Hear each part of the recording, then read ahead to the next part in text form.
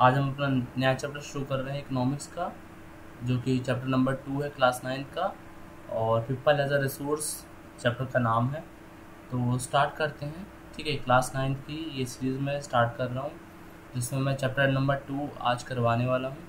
ठीक है, तो जैसे कि आपको पता है कि नाम मैंने बता दिया, पीपल एज अ रिसोर्स। तो बेसिक चीज़ों से शुरुआत करते हैं। ठीक है, this chapter explain how population can be an asset, something valuable rather than a burden for a country। ये जो चैप्टर आपको बताएगा, ये बताएगा कि एक पॉपुलेशन, एक जनसंख्या जो होती है किसी भी देश की, वो किस प्रकार उस कंट्री के लिए एसेट्स साबित हो सकती है। देखो यहाँ पे दो चीज़ें हैं। एसेट्स का मतलब होता है कोई वैल्यूएबल चीज़, जिसकी कोई वैल्यू है, जो किसी और चीज़ में वैल्यू एडिशन करे।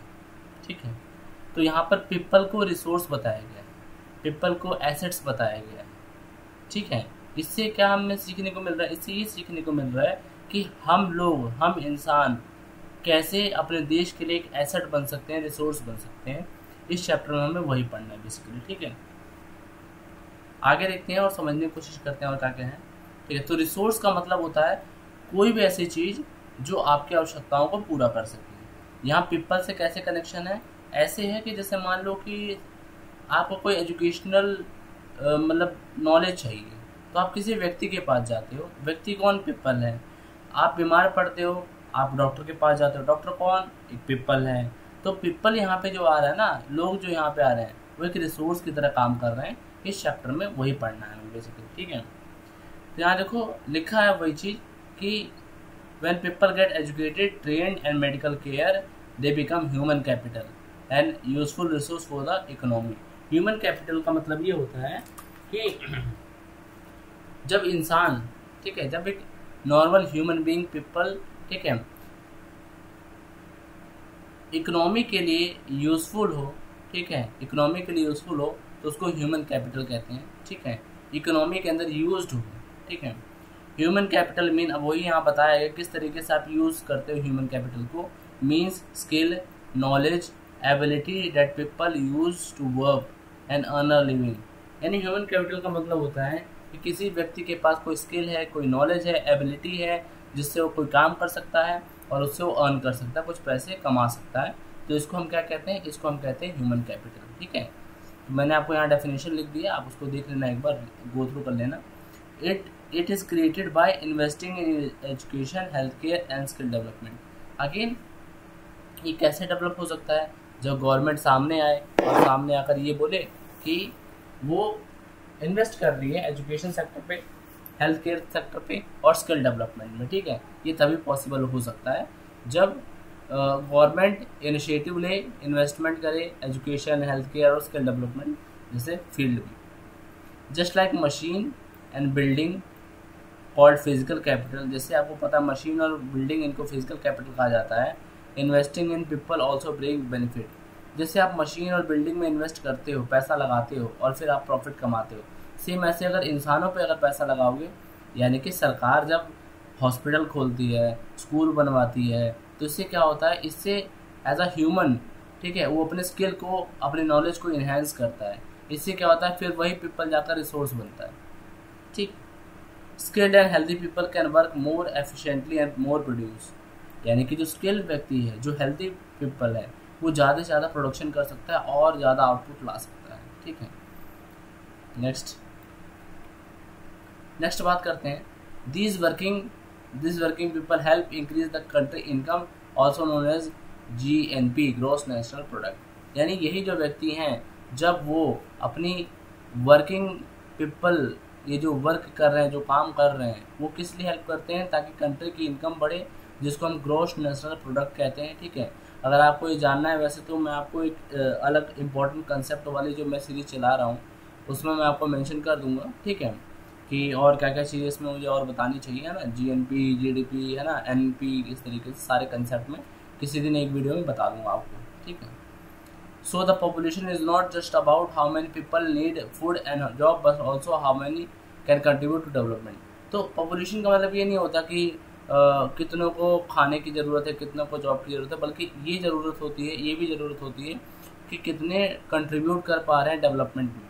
कितने एज अ रिसोर्स हैं और कितने एज अ लाइबिलिटीज़ हैं। रिसोर्स आप जान चुके हो, लाइबिलिटी का मतलब होता है बोझ, बर्डन। यहाँ स्टार्टिंग में एक लाइन लिखी थी ना, बर्डन ऑफ अ कंट्री, है ना, तो उसको लाइबिलिटी बोलते हैं कि आप कितना मतलब एक बोझ हो। बोझ कैसे, अब एक गलत सेंस नहीं है, मतलब समझो इस बात को। बोझ कैसे कि आप एजुकेशन ले चुके हो, आप हेल्थ केयर अच्छा उठा रहे हो, आप मतलब सब कुछ आपको गवर्नमेंट फैसिलिटी प्रोवाइड कर रही है, बट उसके बावजूद भी आप कंट्री के लिए, एज अ कंट्री के लिए आप कुछ भी आप एफर्ट डाल ही नहीं पा रहे। आप उसमें कोई रिसोर्स में आप मतलब जनरेशन नहीं कर पा रहे, है ना, तो ये फिर आप एक तरीके से लाइबिलिटीज़ ही कहलाओगे, ठीक है, कंट्री के लिए।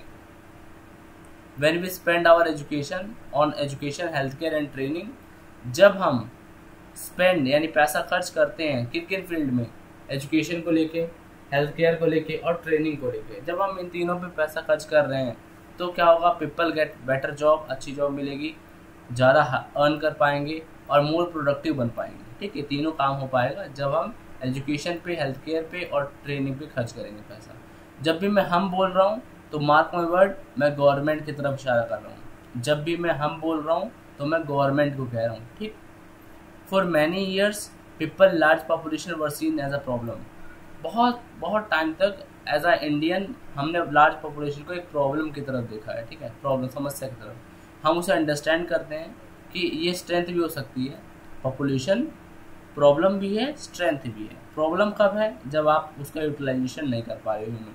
और स्ट्रेंथ कब है, आओ देख लेते हैं एक बार स्ट्रेंथ कब है। चेंज करते हैं जरा इसे स्लाइड को, हो गया। हाँ, तो हम बोल रहे हैं कि स्ट्रेंथ कब है, तो people are educated and healthy. जब पीपल एजुकेटेड होंगे, हेल्दी होंगे तो स्ट्रेंथ की तरह काम करेंगे, ठीक है। Workers are train to use modern methods, यानी वर्कर्स इस तरीके से आपने ट्रेन किए हैं कि वो मॉडर्न मेथड को यूज़ कर पा रहे हैं, ठीक है। साइंटिफिक रिसर्च इज़ प्रमोटेड, जब साइंटिफिकली रिसर्च प्रमोट होगी, आगे बढ़ेगी, तब हम मानेंगे कि कोई पॉपुलेशन का स्ट्रेंथ है, ठीक है। आप population become productive assets when we invest in human capital. बहुत बेसिक सी चीज़ है यार, सिंपल सी बात है।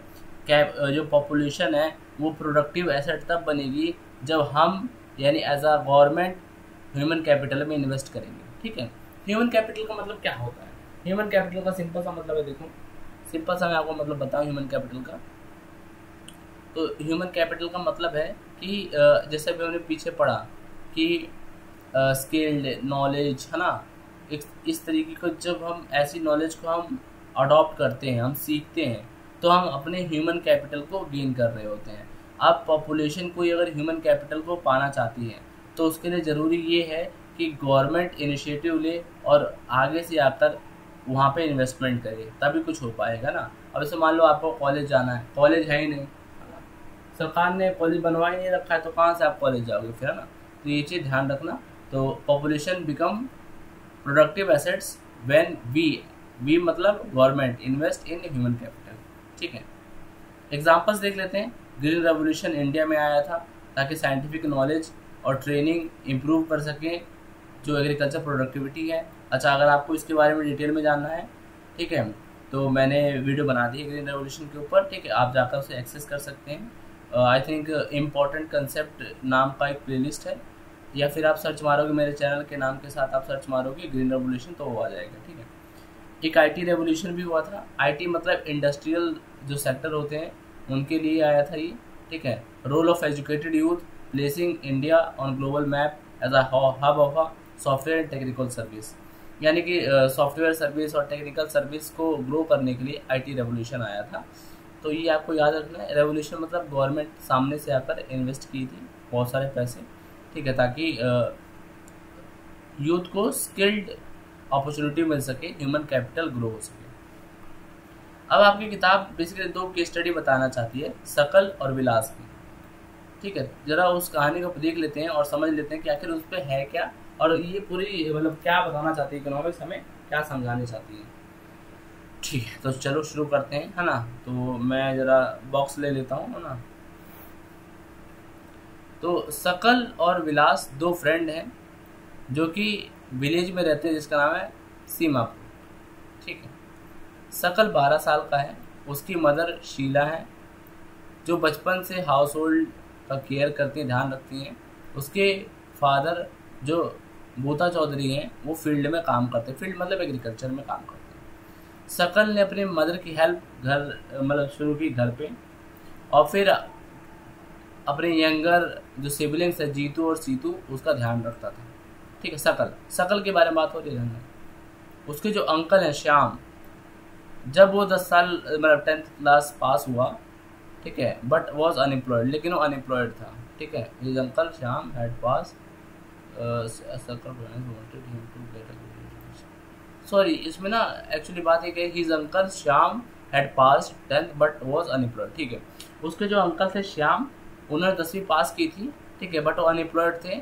तो शकल के जो पेरेंट्स हैं वो चाहते थे कि इसे अच्छी एजुकेशन मिले और ये श्योर कर सकें कि वो किसी अच्छे विलेज स्कूल में जा सके। बेसिकली इस लाइन में क्या बोल रहा है कि शकल के अंकल हैं श्याम जो कि 10वीं पास है, लेकिन वो अनएम्प्लॉयड है क्योंकि उनके पास वो स्किल नहीं है।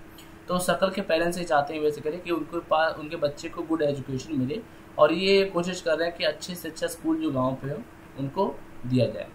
वो स्टडी अच्छा करता है, ठीक है, वो पास करता है हायर सेकेंडरी यानी 12th क्लास को पास करता है। उसके फादर इनकरेज करते हैं कि तू आगे जा भाई, आगे स्टडी कर। वो लोन लेता है शकल के लिए उसके पिताजी, और कंप्यूटर वगैरह सिखाते हैं, वोकेशनल कोर्स करवाते हैं उसको, यानी कोर्स वगैरह बहुत करवा रहे हैं, यानी स्किल दे रहे हैं उसको, यानी ह्यूमन कैपिटल उसका बढ़ा रहे हैं। शकल एक ब्राइट और हार्डवर्किंग स्टूडेंट था। उसने अपने सारे कोर्सेज को कंप्लीट किया और ग्रेट एंथुसियाज्म में यानी कि खुशी से किया। सून ही गॉट अ जॉब, उसे एक प्राइवेट कंपनी में जॉब भी मिल गई। उसने एक स्पेशल काइंड ऑफ सॉफ्टवेयर भी बनाया जिसने हेल्प किया कंपनी को उसकी सेल इंक्रीज करने में। ठीक है, तो इस चीज़ से आप क्या समझ रहे हो, शकल की कहानी से आप क्या समझ रहे हो? शकल की कहानी से हम समझ सकते हैं कि उसने अपने ह्यूमन कैपिटल पे इन्वेस्ट किया, उसके पेरेंट्स ने इन्वेस्ट किया और उसका आज उसे फल मिल रहा है। ठीक है, तो आगे क्या बोला, उसका बॉस बहुत खुश हुआ उसके काम से और उसको प्रमोशन मिल गया। ठीक है, तो ये कहानी है पॉजिटिव, है ना, ये कहानी है पॉजिटिव, यानी एक शकल एक बंदा है जिसने अपने ह्यूमन कैपिटल को गेन किया, है ना, उसने बहुत सारा उस अपने ऊपर काम किया, वर्क किया, और उसके बाद उसको रिजल्ट मिला आखिर में जाके। ठीक है, अब ऑब्वियसली बात है इसका उल्टा होगा, तो विलास की कहानी इसकी उल्टी होने वाली है ना। तो देखते हैं जरा। विलास 11 साल का है, ठीक है, वो उसी सेम विलेज में रहता है जहाँ शकल रहता था। उसके पिता महेश जो फिशरमैन थे, उनकी डेथ हो गई थी जब विलास 2 साल का था। ठीक है, उसकी मदर जो गीता है वो वही मछलियाँ बेचकर मतलब पैसा कमाती थी। ठीक है, और वो क्या करती थी, शी यूज टू बाय, वो खरीदती थी फिश को लैंड ऑनर्स के तालाब से यानी पॉन्ड से, और उसको फिर मार्केट में बेच दिया करती थी। वो कितना अर्न कर पाती थी, केवल और केवल 150 रुपया एक दिन का। ठीक है, विलास को आर्थरिस्टिक था जिसको जॉन डिशीज कहते हैं, यानी घुटनों में दर्द होना, उस घुटनों वाली बीमारी होती है।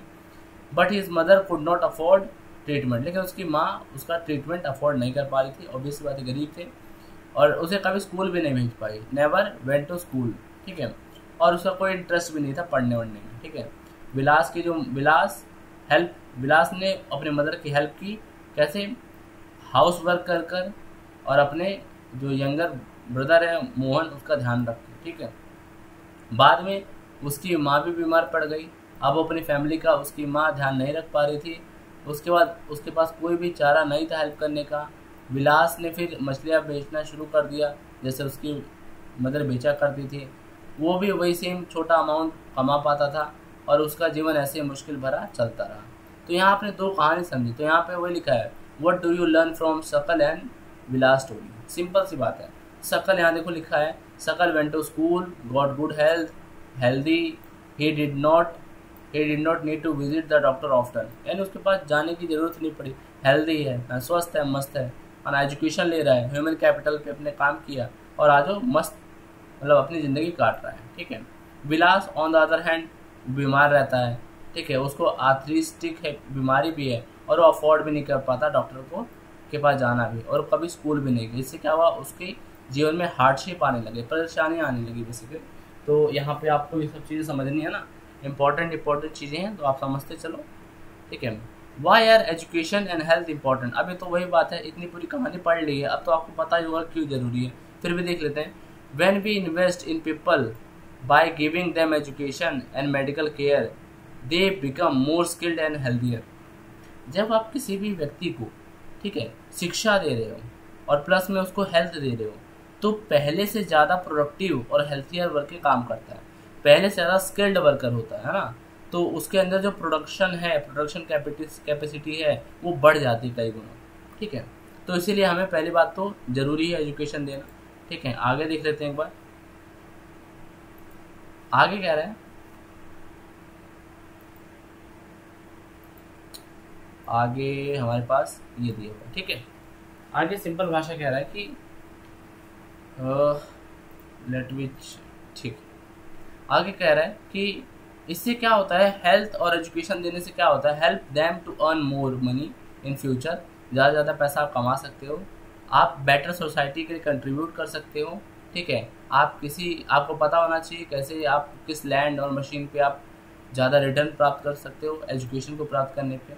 Even a child if given proper education and health care, अगर किसी बच्चे को भी हेल्थ केयर अच्छा और एजुकेशन दिया जाए तो जब बड़ा होगा तो उसको पता होगा कैसे उसको मनी को अर्न करना है और कैसे हेल्प करना है सोसाइटी को, ठीक है। एजुकेटेड जो पेरेंट्स होते हैं वो अंडरस्टैंड करते हैं value of education and health and they make sure that children go to the school, eat nutrition food and stay clean and safe. वही सिंपल सी बात कह रहा है कि जो एजुकेटेड मदर्स फादर होते हैं, जो पेरेंट्स होते हैं, उनको पता होता है कि वैल्यू क्या है एजुकेशन को, उन्होंने देखा होता है, समझा होता है, और हेल्थ की वैल्यू क्या होती है, इसलिए वो श्योर करते हैं कि उनके जो बच्चे हैं वो स्कूल रेगुलर जाएँ, अच्छा खाना खाएँ, स्टे क्लीन रहें, मतलब क्लीन रहें, हेल्दी रहें, ठीक है। इस तरीके का एक्टिविटी करते हैं, वो एक पॉजिटिव साइकिल क्रिएट करते हैं, एक जनरेशन हेल्प करती है दूसरे को बेहतर करने के लिए, सिंपल सी बात है ना, एक जनरेशन बेहतर करती है दूसरे जनरेशन को। तो जो वर्चुअस साइकिल है, educated and healthy parents raise educated and healthy children, ये वर्चुअस साइकिल होता है। देखो दो साइकिल होता है, एक वर्चुअस और एक विशियस, दोनों में अंतर है। आज बता देता हूँ, वर्चुअस जो साइकिल होता है उसमें पॉजिटिव आते हैं सारी चीज़ें, उसमें जो एजुकेटेड और हेल्दी जो पेरेंट्स होते हैं वो अपने बच्चे को एजुकेटेड और हेल्दी चिल्ड्रन बनाते हैं। लेकिन एक विशियस होता है, ये समझना इसका उल्टा होता है, नेगेटिव होता है। विशियस में क्या होता है, अनएजुकेटेड और पूरा जो पेरेंट्स होते हैं, ठीक है, वो सपोर्ट ही नहीं कर पाते, अनेबल होते हैं सपोर्ट अपने पेरेंट्स को, अपने बच्चों को करने का, ठीक है। और कभी कभार देखा गया है कि उनके बच्चे फिर से अनएजुकेटेड और अनहेल्दी रह जाते हैं, ठीक, जैसे पेरेंट्स हैं वैसे ये हो जाते हैं, ठीक है। तो ये चीज़ याद रखना, समझते रहना, ठीक है। अब economic activity by man and women, ठीक, किस तरीके की human activity man and women का यहाँ देखने वाले हैं। जैसे आपने शकल और विलास को देखा, ऐसे ही पीपल, ठीक है, अलग अलग जगह अलग अलग तरीके का काम किया करते हैं, है ना, डिफरेंट काम किया करते हैं। जैसे विलास फिश बेचता था और शकल ऑफिस में काम करता था, सेम ऐसे डिफरेंट वर्क मैन वुमेन कोई भी कर सकता है, ठीक है।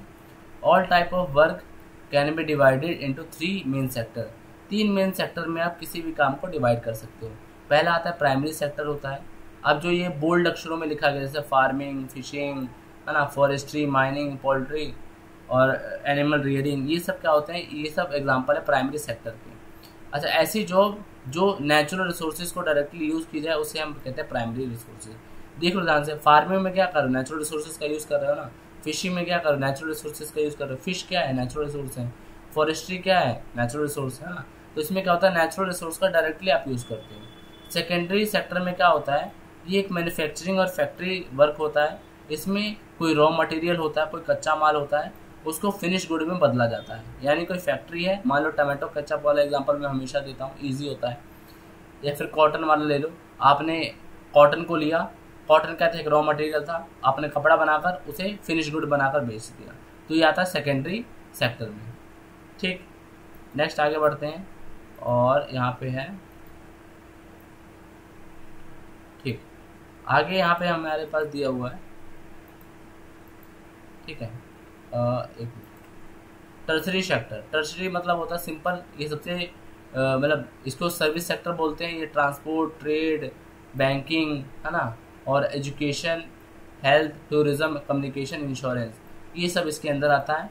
याद रखना कि ये जो सेक्टर होता है ये हेल्प करता है गुड्स और सर्विस को प्रोड्यूस करने में, और उसमें add to country national income, यानी देश की नेशनल इनकम। वैसे तो ये तीनों ही नेशनल इनकम में पार्टिसिपेट करते हैं, नो डाउट, लेकिन जो सबसे ज़्यादा करता है वो टर्शरी सेक्टर करता है, याद रखना, नेशनल इनकम कंट्री को बढ़ाने में।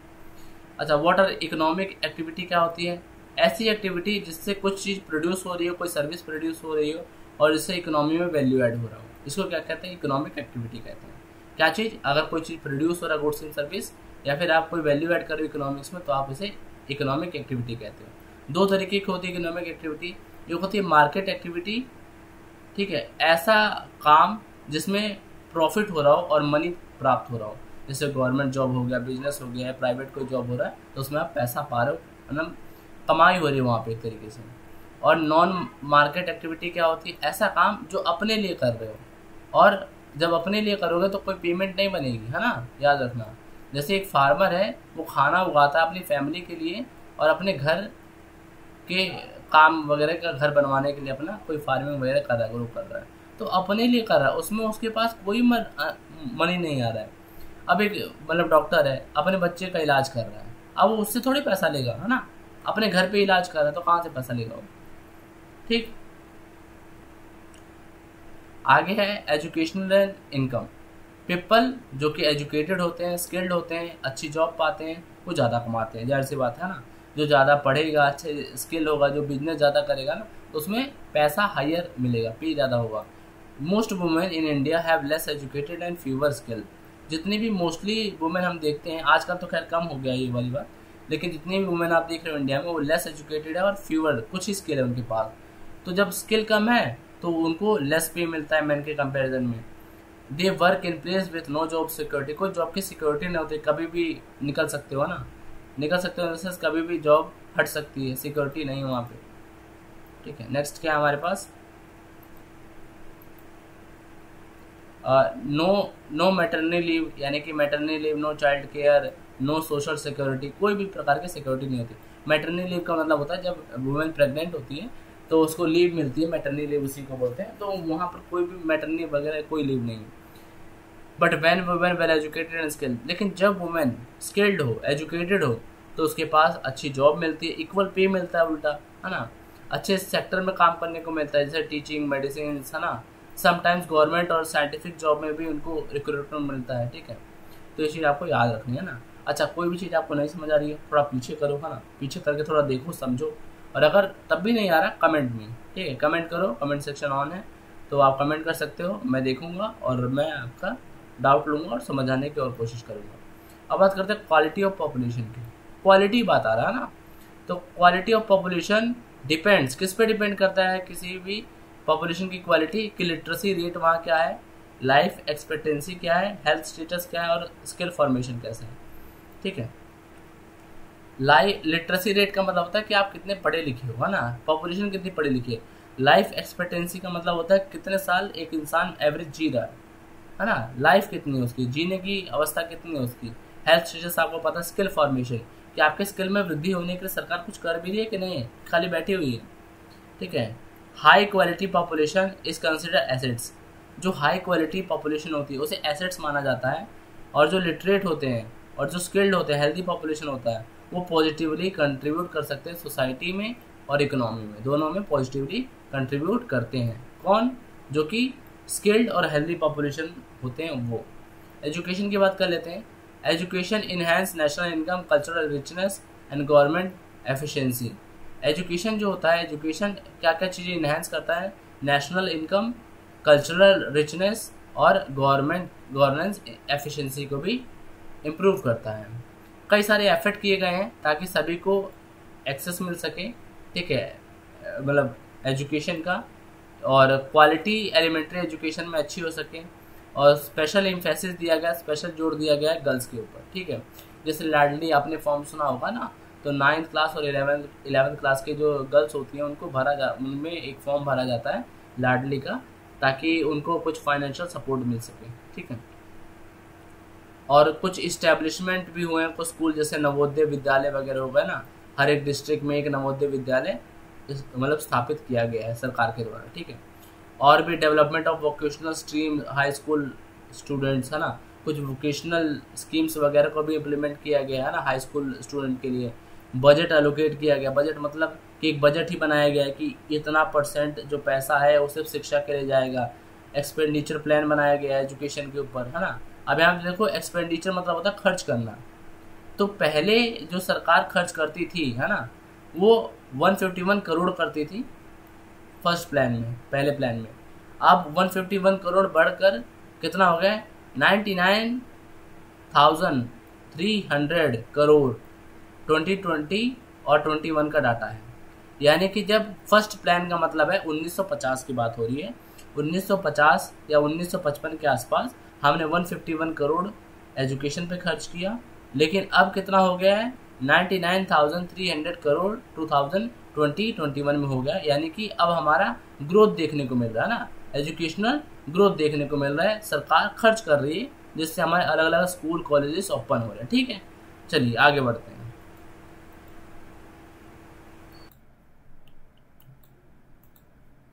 हाँ, तो आगे है कि एक्सपेंडिचर यानी जो खर्चा एजुकेशन पे है वो परसेंटेज में बता रहा है कि जीडीपी एज अ परसेंटेज, यानी मान लो 100% है जीडीपी। तो स्टार्टिंग में 1951 और 52 से लेकर, है ना, तो जब स्टार्टिंग हुई थी तो वो था 0.64% जीडीपी का। यानी 100% अगर जीडीपी है तो 0.6 यानी 1% भी एजुकेशन पे नहीं खर्चा है। ठीक है, और अब 2019 और 20 में कितना है, जीडीपी अगर 100% है तो उसका 3.1% हम एजुकेशन पे खर्च कर रहे हैं, यानी अच्छा खासा पैसा एजुकेशन पे खर्च हो रहा है। ठीक है, बात करते हैं लिटरेसी रेट और डिस्पैरिटी की। लिटरेसी मतलब कितना पढ़ पा रहे हो आप लोग। तो सारे मतलब ओवर द ईयर देखा गया कि लिटरेसी रेट, ठीक है, अपवर्ड ट्रेंड यानी ऊपर बढ़ा है। ठीक है, 18 में देखा गया था 85%, मेरे ख्याल से थोड़ा रॉन्ग है ना, 85% 18 में, यार बहुत ज़्यादा हो गया ना, बहुत ज़्यादा है।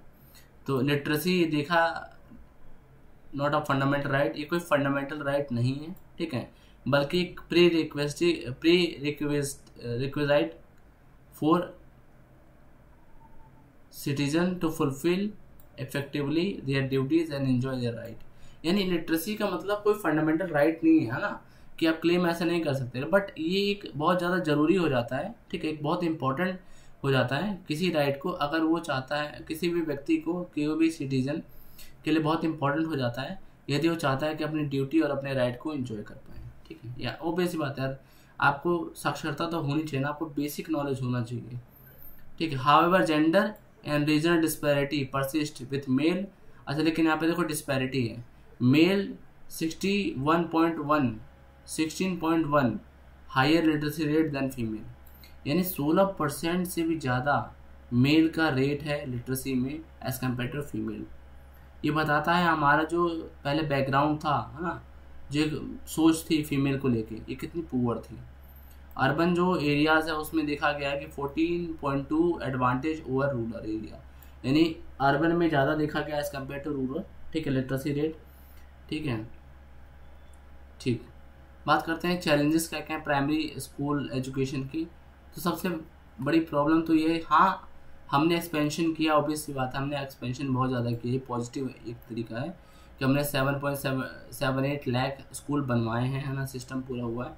लेकिन जो कंसर्न है मेनली वो एजुकेशनल क्वालिटी को लेकर है कि क्या वहाँ क्वालिटी पहुँच रही है। वहाँ पे हाई ड्रॉप आउट रेट है। ड्रॉप आउट मतलब कि बच्चे स्कूल आ ही नहीं रहे हैं, ड्रॉप कर दिया उन्होंने, छोड़ दिया उन्होंने स्कूल। ठीक है, तो ड्रॉप आउट बहुत हायर यहाँ पे देखा जाता है। ठीक है, बाकी हेल्थ पढ़ लेते हैं एक बार हम।